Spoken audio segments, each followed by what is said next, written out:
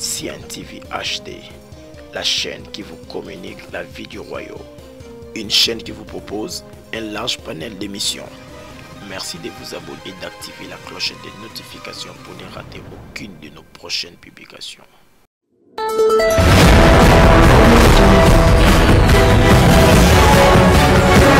Mon parcours, mon histoire. Une émission qui vous fait découvrir le parcours des hommes de Dieu, leur expérience avec le Seigneur, leurs temps difficiles, ce que Dieu a fait avec eux et comment Dieu les a bénis. Mon parcours, mon histoire. Pour Yesu, vous avez la vision en direct, il y a chaîne Nabino Sian TV HD, na émission Mon parcours, mon histoire. Émission où il y a Rabino Basala Nzambe pour mettre le parcours d'Abango.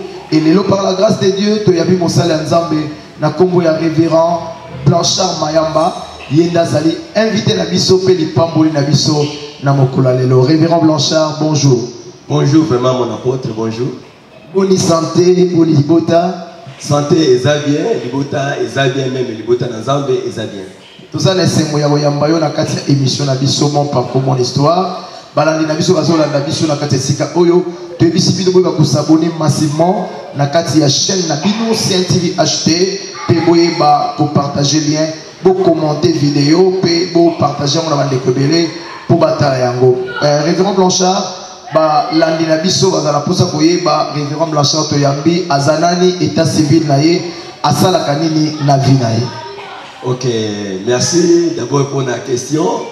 Bonaza d'abord marié, père de 5 enfants. Moi sinanga, maman Jaria Kinana, par Mosala Wanzambe, Nazali Moto Asala développement communautaire, je suis grandi en ça. Et puis Naza professeur na lycée professionnel Malembe na commune ya Kumbu. Voilà les Oizali professionnels. OK, je crois que Toyoki identité à Mosala Nzambe. Aza enseignant, te peux te belé par maman, bazola nabiso en direct, il y a chaîne nabiso, Nzamba Pambo Labino, ba obozola nabiso, Nzamba Pambo Labino, oboza fidèle, nakati ya émission nabiso.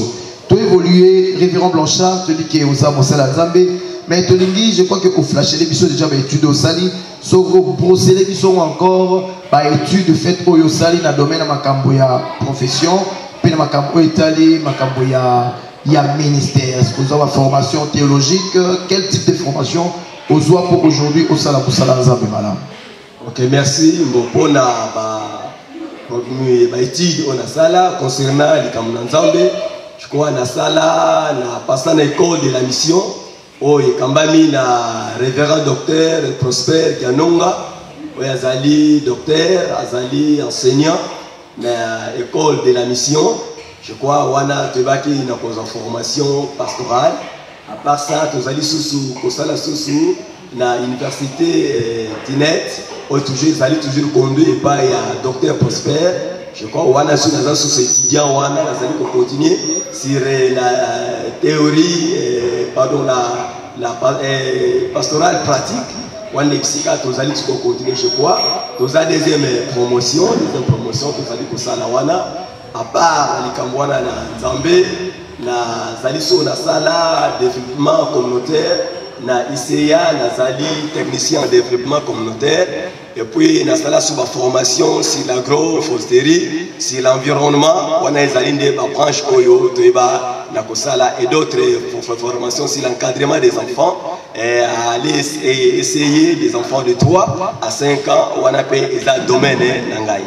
Vraiment, mon parcours monene ya Mosala Nzambe concernant la formation naie, asali la formation ebele aujourd'hui ezo sunga na katia etonga. L'homme de Dieu tolinito kota maintenant na koitali parcours et les lots tenus pour ça Mosala Nzambe pasteur vous a ordonné révérend mais c'est que tout yeba d'abord na kata vie na yo avant oyamba sur ta vie comment est-ce que ça qui. Et là, on est qu'est-ce qu'il y a de spécial en Jésus-Christ et depuis au combat au Christ et là Jésus a changé il y a bon vraiment na sipeli makasi na zoseka puisque depuis que viwana soni mutaposer mutuna na ibandenge na zalaka vraiment et c'est que ça ganga mingi souvent Parfois, on a quand même des photos souvenirs. Lolingue Nazalaka, nous, Lolingue Nazali, vraiment, Naza fier d'abord, Lolingue Naza. Évidemment, Nazaka n'a pas païen, Ndenge Nalobi, puisque Nazaka déjà copié l'église catholique. Puis Nazaka peut dire après à quoi aspirer parfois, comme même Sango. Bon, malheureusement, on a écouté la parole de Dieu. Voilà, mais on a déjà attendu, puisqu'à l'époque, c'était en 1991-92, lorsqu'on parlait des églises de réveil, des groupes de prière.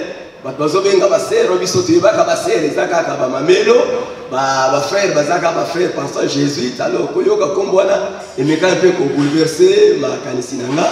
Voilà, vraiment, Nazalaka peu Mutumoko Mingi, na lingala même musique. À l'époque, on m'appelait à cause de la danse, comme la chimita, Usabando, Bina Mingi, Penatawana. Alors vraiment, ils avaient art, koto, aspiré, koto, mais mon colon Nzambé a bien ganga, vraiment, ils avaient facilité. Je crois que qu'on a zali pour raisonner du sous mon colon pasteur a été yanga ya lui que osa propre. Le colon osa propre, c'est propriété no wana ko yango te na église. Quand il y a une église propriété na pe comme ma pe batebele. Ori azonga la stratégie que le lenge naza parfois fiba ko landa. Aunga naza na monde wana pa ko landa kana église. O lié ba ngomba ko landa nzoka nga mutu ba ko tikanga na l'église. Donc c'est la stratégie au pasteur ayebaka na ko gagner. Tango ganinga na métier pe ko évoluer talaka ka vie ya ibandeli ezalaka moi pasi na ki Angola tango na ki Angola to yebi vie Angola vraiment à Lunda à l'époque ya Angola to ba ko travailler na dans l'ancêtre c'était déjà na bima na ya nzambe pe apesa biso diamant pour tobima normalement tobima na biso tobimaka et pesi mobulu na diamant wana to teki diamant et koti biso même prison, même à Mboka Kinshasa. Je me souviens, premier témoignage d'Anga, attends qu'on a dans la prison, si ma victoire, les Zaka l'église, on y banda koyemba toujours. L'église ou dans la prison, la Zalaka, troisième vague, il y a la prison, même bango, deuxième tour, toujours moi j'ai resté là-bas. Alors un soldat, il dit que vous avez la grâce, puisque Mouta Funda qui est à Zomonate. Voilà vraiment, il ko bimisanga, jijenga, il dit que zonga na nandako boy ko arranger famille to me ko solo la toke tant on a ligné maintenant na zonga suna vie ya Angola et la place ndé vraiment likambo mama likambo ebandaka nzambe oyo abimisaka nga na prison atikanga te azo ebisanga ke ton Dieu est plus grand que ton problème toke Angola te anga na mona ka on attaque gère baninga bazokende bazolokota diamant bazokotanga na banda. Vraiment la résistance qui même la famille n'a mes capacités on dit que yoka mungomwana to kota prière vraiment ça eza eloko oyo eza vrai moi j'ai vu mon esprit ndenge nzambe azo matisanga na mati na zaka sur le monde oyo te na komi na esika moyen expliquer vraiment eza te pisinga mutu na mona likamwana et tant on azonga kana nzoto boye expliquer mutu na zaka nango abi que tu dois comprendre quel phénomène a commis qu'au trembler. Effectivement, la décision dans Angola. Quand on a un groupe qui Angola, groupe wana unita as massacra carrière, tout le monde va koufa. 12 autres, je suis vivant. C'est pourquoi la Epsa Grenzambe, Azaka déjà na projet nanga, Abixinga d'abord na Kalamu, na Sima Ayesus pour empêcher na Kenderamboka Angola. Voilà partir du Cameroun na zoa vraiment décision il y a au servir Nzambi nanga na longwendako na vandi totalement la permanence il y a église wana les alaki étape du bosso au nazoaka tant nanga dans la permanence église et puis na quatre église wana j'ai commencé à servir Dieu j'ai même mes photos il y a ma faiblesse ndenge na zalaka na quatre églises ayi komona façon nanga ya musala mon pasteur a confirmé que vraiment je suis bien digne d'être appelé un homme de Dieu. Voilà rapport et Yakapé notre représentant légal où je salue toujours le docteur Prosper Kanonga avec l'apôtre Paulin papa nanga batenga maboko pour dire que ba redonninga comme pasteur après koleka na formation noso autokoyi koleka c'est l'organisation il y a communauté voilà je suis révérend pasteur en bref yangwana kolko. Voilà, tout le monde parcours qui toko, ou même dans ce banc, tout le monde des fois, baye bara parcours na bisoté bano to kamba baye baraté à travers cette émission bano tozo kamba ba découvrir en réalité qui nous sommes et comment est-ce que Nzambe azako benga biso to ko mona lolengeni mosala ya Nzambe azalaki païen ndengeni Nzamba koensaki na makambo nyonso pour que abenda eko koma mwana na ye pe akoma kosala Nzambe toza en face ya mosala Nzambe na kombo ya révérend Blanchard Mayamba to encourager bino ko bolandi biso na katikati ya émission bo s'abonner massivement na kata chaîne na biso CTV HD pe bolanda émission oyo ko ezoko memelo lipamboli et partager à mon bandako bandeko ebele pour que bango pe ba ko pambolama révérend Blanchard to comme natanga koyoka exhortation pour na exhorter et avant de compter l'exhortation moi quelques temps moqué oyebisa biso quelles sont les difficultés oyo okutana nango to okutana na kati ya ministère na bino ya église et aussi quels sont les bénéfices oyo Nzambe apesa pendant quelques minutes avant tous les cas l'étape sous. OK, ngai vraiment d'abord premier bénéfice oyo nazana ngo na musala na Nzambe na lobakango vraiment ezala temps ya pasi to temps esengo. Je crois que nous la kanga na comprendre Nzambe oyo alaka epananga kokokisa yango vraiment nazalaka poser na likambwana nabi que toujours na musala oyo na yebinga moko puisque na tango oyo Nzambe parfois pesa kabiso to mona ngo kaka na lolenge wana mais na tango oyo nazaka patient et quelque soit ba difficulté Nzambe moko akosala. Alors concernant je crois musala na Nzambe to musala to za vraiment sur avenue Loya 109 na église cité de la perfection ECP autres travaillé avec l'apôtre Paulin Swana Noma eza vision auto bandaki sur Yasika tous a déjà 7 mois plutôt autres travaillé nobi que bébé Yasika ezakana ba caprice eza ebele autres mais pas confronter nango na l'évangélisation ya ko gagner ba âme mais à part ça déjà Nzambe azo sunga biso na ba âme mais tout ça la difficulté sur finance normalement finance puisque tout ça il faut to louer ici quand tout ça ndenge to bandaki vision oyo je crois qu'on expliquer yo au monde en très compliqué to bâti to zuesika to bâtir l'église et temple na biso za malamu sans fidèles to bâtir to sombi nyonso maintenant to tient l'église maintenant face to ko maintenant il faut to le kabatu baya or to banda même pour foutre là et si quand nam to za même na mon limité voilà maintenant ba to baye o biso to za la ki nango to ko sala mais maintenant il y a une difficulté to za na difficulté financière il faut to foutre la bisika to za il faut to somba d'instruments pour que sunga musa na Nzambe ekende liboso vraiment toujours komona makambo ndenge nini eza kokenelela kitoko comme ça quel niveau ya foi ils ont bâti l'église sans fidèles et maintenant babandi ko banda tout mon mingi pour babanda ils ont la vision mais babandi même ko gagner ba âme après les ba ko bâtir mais na kati ya cité de perfection Dieu les a orientés autrement ils ont d'abord bâti ce très beau temple et si manayango babandi ko musala ya ko gagner ba fidèles tout le monde comment est-ce que quitte ces zones kitoko que vraiment Dieu vous bénisse. Alors, le temps est arrivé de yoka exhortation de la part de l'homme de Dieu avec exhorté Bisso na malobaranzam. OK, pour la exhortation, on a lingi koloba na basal nzambe na bana nzambe. C'est aussi na mokanda ya Psaume 37 verset 4 à 5. Ezo bana biso boye, fais de l'Éternel tes délices et il te donnera ce que ton cœur désire. Recommande tes sorts à l'Éternel, mais en lui ta confiance et il agira. C'est pourquoi tu l'ingé peine à forcer de Komoko qu'il faut toujours mettre la confiance, tu places ta confiance en Dieu, il agira. Puisque notre Dieu a yebi ba penser na biso, a yebi obiso to kanisaka. Avant yo obimisa, Nzambende a yebi. Tout avant yo obotama, Nzambe déjà a yebi nini yo kosala, nini yo okozala. C'est pourquoi bien aimé, tu dis que na temps au toza ndenge tulubaka biso bato, toza na temps au toza na ngoya ba montrer na passer sur cette expression na lingango, pour s'apporter Gédéon alobaka Nzambe azasuna temps na ye.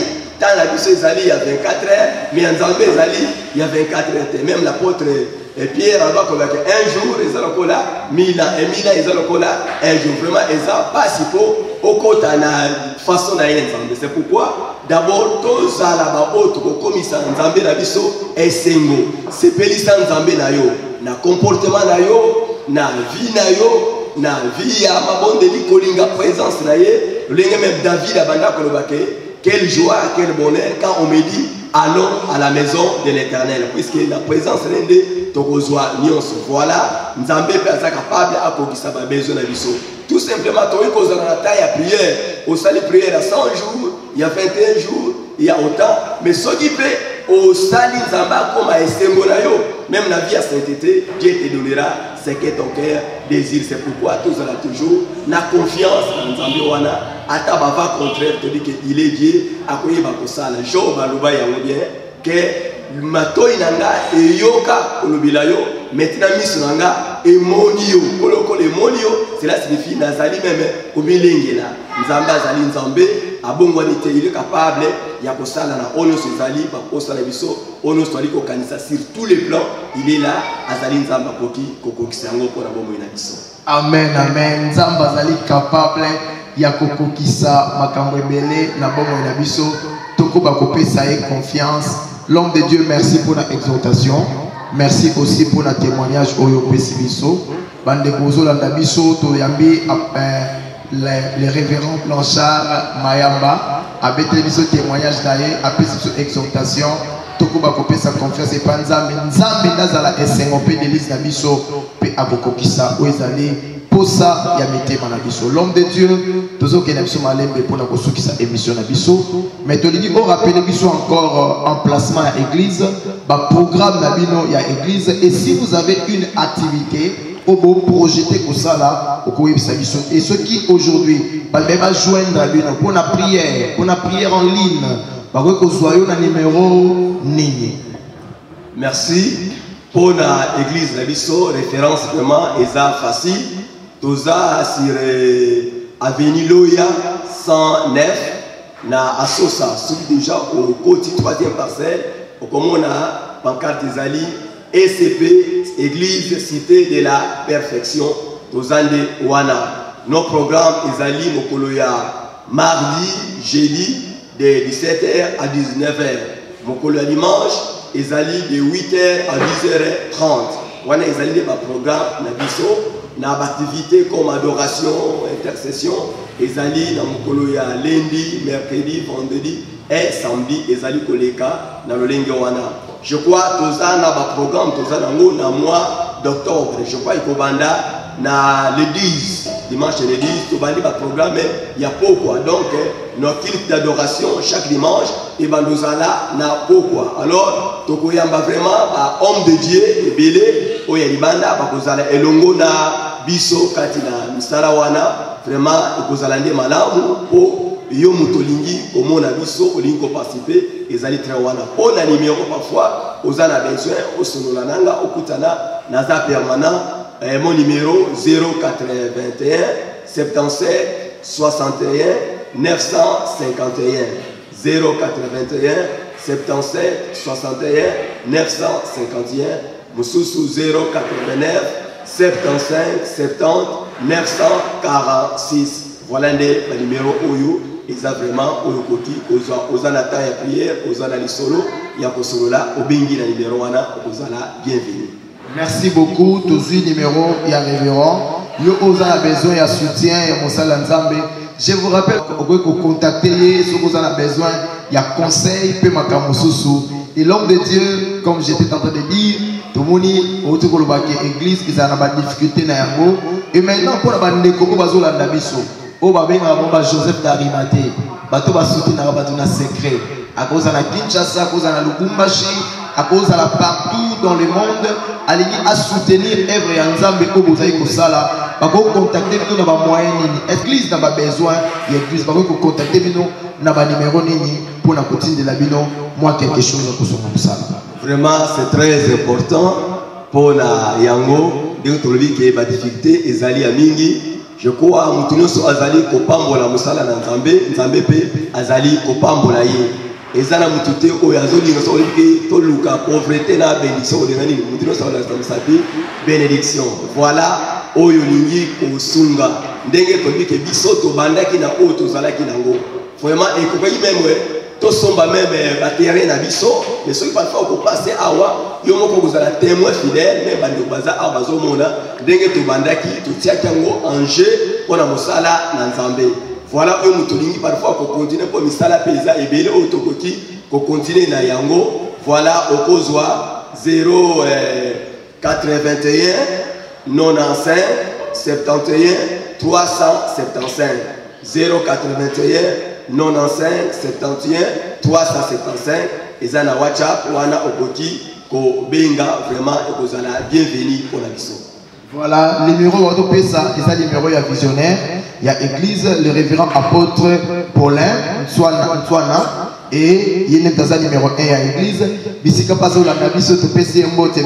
Benga na numéro 1 na so pour soutenir Oza Mosali ya Nzambe TP Mosala ya Nzambe Zanga te ko benga na numéro 1. To comme na biso na suka ya émission na biso mon parcours mon histoire bino obolandi biso na suka ya émission. N'oubliez pas de s'abonner massivement à la chaîne de CNTV HD, de partager le lien dans la vidéo, de s'abonner, de commenter les vidéos, émissions, de liker, de aimer, et de la émission et l'homme de Dieu, par remerciement au PC pour la émission. Vraiment, nous remercier mon apôtre, vraiment, j'ai de Yonkeba, et puis na salié, mami, bisika zali, na bébé na biso, oh, na lingaka mingi, puis na liko salié, Cité Alliance, en passant, Sermégé, mon ami Blanchard, na Pessio Tujumbote, na zali ko salié, mon épouse, Jaria et mes enfants, et puis souvent, on a bien papa, Nyonso, apôtre, Paulin, Swana, et oyazali sous moko oyotolo bake vraiment bisika ozali papa docteur Prosper Kanonga na cité de l'excellence vraiment to pesibino mbote ya mingi. Nzambe apambola biso otolandi émission mon parcours mon histoire na chaîne na bino CNTV HD to comme na biso na suka ya émission na biso j'espère que vous sepelaki na émission oyo bokola section yango botaka commentaire na bino.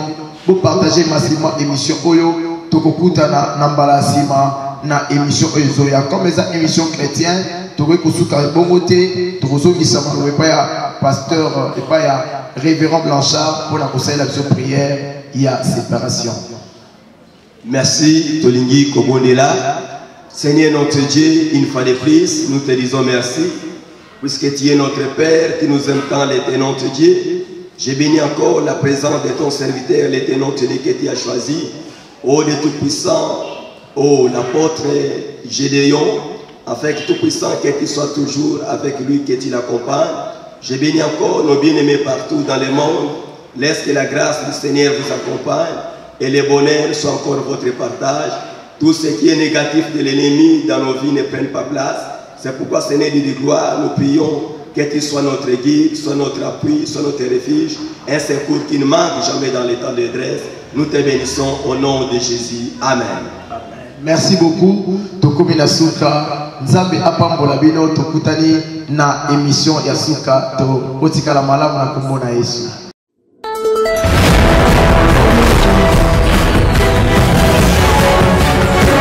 Mon parcours, mon histoire. Une émission qui vous fait découvrir le parcours des hommes de Dieu, leur expérience avec le Seigneur, leurs temps difficiles, ce que Dieu a fait avec eux et comment Dieu les a bénis. Mon parcours, mon histoire. CNTV HD, la chaîne qui vous communique la vie du royaume. Une chaîne qui vous propose un large panel d'émissions. Merci de vous abonner et d'activer la cloche de notification pour ne rater aucune de nos prochaines publications.